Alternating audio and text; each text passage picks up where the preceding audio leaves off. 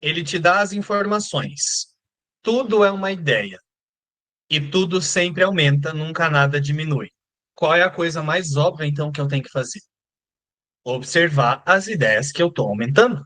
Porque se eu quero resultados diferentes, se eu olho para os resultados, para os efeitos que eu experimento, para a experiência que eu chamo de minha vida, se eu quero resultados diferentes, eu preciso observar as ideias que eu estou compartilhando. Porque os resultados que eu tenho refletem as ideias que eu estou aumentando no sistema de pensamento. Quem é o eu? A consciência. Se eu quero resultados diferentes dos resultados que eu estou tendo, o mínimo que eu tenho que fazer com essas informações, então, é aprender como me observar verdadeiramente. Porque eu tenho que mudar as ideias. Não adianta eu ficar tentando não querer os resultados. Os meus resultados já são resultado de ideias. Porque tudo é uma ideia e tudo sempre aumenta. Então, eu não tô, não tem nada de errado na minha experiência, nem na sua. Não existe nada de errado na experiência de ninguém. Se tudo é uma ideia e tudo sempre aumenta, a experiência de cada um é o resultado de ideias que foram aumentadas, que só estavam ali sendo estendidas. A mente continuava colocando foco naquelas ideias e vendo os resultados dessas ideias. Então, a experiência de ninguém dá errado. A experiência de qualquer um, mesmo nesse universo da percepção, sempre deu muito certo. Mesmo que a sua experiência tenha sido uma experiência muito traumática, de muitas cenas, né, doloridas, né, dolorosas. Mesmo que a sua experiência tenha sido aparentemente boa ou aparentemente ruim, a sua experiência ela nunca deu errado, ela sempre deu certo, já que tudo é uma ideia e tudo se estende, baseado nas ideias que você estava ali confiando que é a sua identificação de existência, isso estava aumentando e conduziu a vista física, né, a percepção, para testemunhar os resultados dessas ideias, porque a mente só estava aumentando. Se ele vem na primeira sessão desse capítulo e entrega essas informações, nós que queremos curar a percepção, eu que quero eu que quero aceitar e compreender o que é a cura, se eu realmente quero compreender a cura, qual é a primeira coisa que eu tenho que fazer ao ouvir essas informações? A conclusão lógica é isso. Opa, eu tenho que me observar, porque eu tenho que mudar as minhas ideias. Como é que eu vou mudar as minhas ideias se eu não conheço o que elas são? Como é que eu vou observar as minhas ideias se eu não voltar o foco para o que são essas ideias que eu estou estendendo? Não adianta ficar se livrando dos efeitos, porque os efeitos já são resultado dessas ideias. Então, a melhor coisa que eu posso fazer é observar essas ideias. Então, quando a gente faz essa conclusão lógica, né? Quando a consciência faz essa conclusão lógica, opa, tudo é uma ideia, então eu tenho que me observar. Nesse instante em que ela fez essa conclusão e ela compreende a importância de querer se observar, ela está convidando o Espírito Santo. Significa que ela está se abrindo para que um outro modo de pensar possa acontecer. Então, esse outro modo de pensar são outras ideias mais verdadeiras sobre a existência. E ao começar a estender essas outras ideias, ela vai desfazendo as ideias equivocadas, portanto, ela vai curando a percepção, ela vai corrigindo a percepção. E uma das coisas que a gente conversou também nesse início de capítulo é que a cura está diretamente relacionada com uma integridade. Então, para curar, você precisa ter um propósito íntegro. Conseguem ver a lógica? Ó, cura e integridade. Para curar, eu preciso escolher ou um sistema de pensamento ou outro. Não dá para eu fazer assim, ó. Eu quero corrigir apenas as coisas que eu não gosto. Não dá para fazer isso. A cura depende da integridade. Por quê? Em única instância, a mente não pode ser separada. Isso significa que a mente, ela é uma coisa só. A mente, ela é uma coisa só em Deus. É isso que garante que nada real pode ser ameaçado. Mas nesse universo da percepção, isso parece ter sido distorcido. A consciência agora ela é muito dividida. Ela tem diversos propósitos o dia inteiro. Ela dá vários significados, vários rótulos, vários propósitos para muitas coisas, né? E de modo diferente. Então, esses propósitos eles são muito ramificados e diferentes. Eles ficam se contrapondo, inclusive. A mente que está ainda sem propósito fixo, ela não alcança a cura. Isso tem que ficar muito claro. A consciência que está com muitos propósitos, ela quer muitas coisas, e essas muitas coisas muitas vezes contradizem umas às outras. Essa mente, ela não está interessada em curar.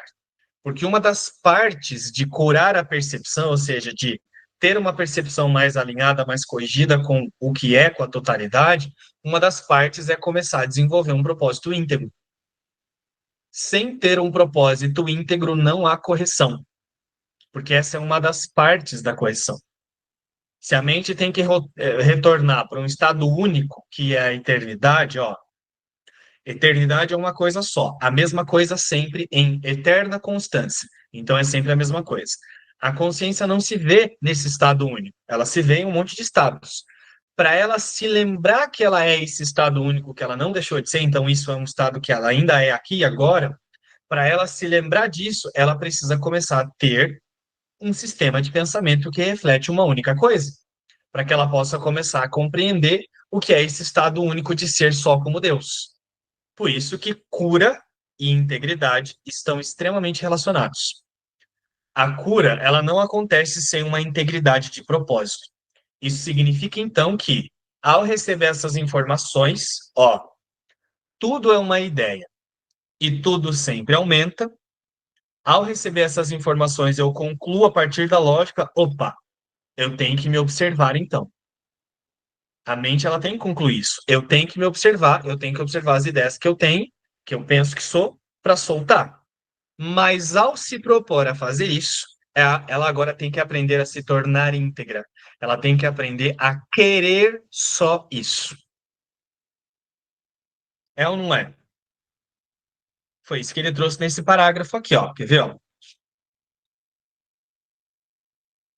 Essa é a razão pela qual tens que escolher ouvir uma dentre as duas vozes dentro de ti mesmo.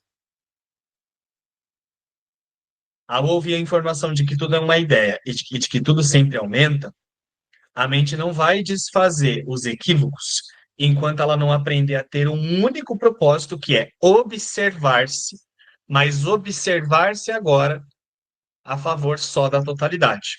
Então, ao descansar a fé na certeza de que nada real pode ser ameaçado, essa consciência agora observa-se para proteger esse propósito. Então, ela estabeleceu um propósito íntegro e a ferramenta que é a observação tem que servir a esse propósito íntegro. Agora ela vai começar a curar. Até aí, você só está ainda praticando entender o que é a cura. Ficou claro, gente, isso?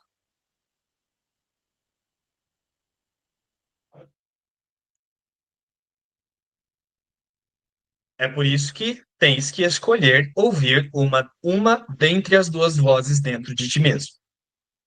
Uma tu mesmo fizeste e essa não é de Deus, mas a outra te foi dada por Deus, que apenas te pede para escutá-la. Então, uma das partes de aceitar a cura é aprender a ter um único propósito. Quando a consciência passar a ter um único propósito, automaticamente ela vai começar a experimentar felicidade, né? Uma dos problemas, né? Uma das causas da gente não experimentar um estado constante de felicidade é que a gente quer ter felicidade tendo muitas metas, e isso é impossível. Não é, ó. Você quer ter felicidade porque você quer ter um carro, você quer ter uma casa, você quer ter um relacionamento, você quer isso, você quer estabilidade financeira, você quer um monte de coisas. Só que, por exemplo, você quer ter estabilidade financeira. Mas aí, quando você quer comprar o carro, porque você julga que ter o carro também né, vai te dar felicidade, você tem que abrir mão da sua poupança. E aí você dá uma burlada, assim, você dá uma balançada naquela estabilidade financeira, que é assim, ó.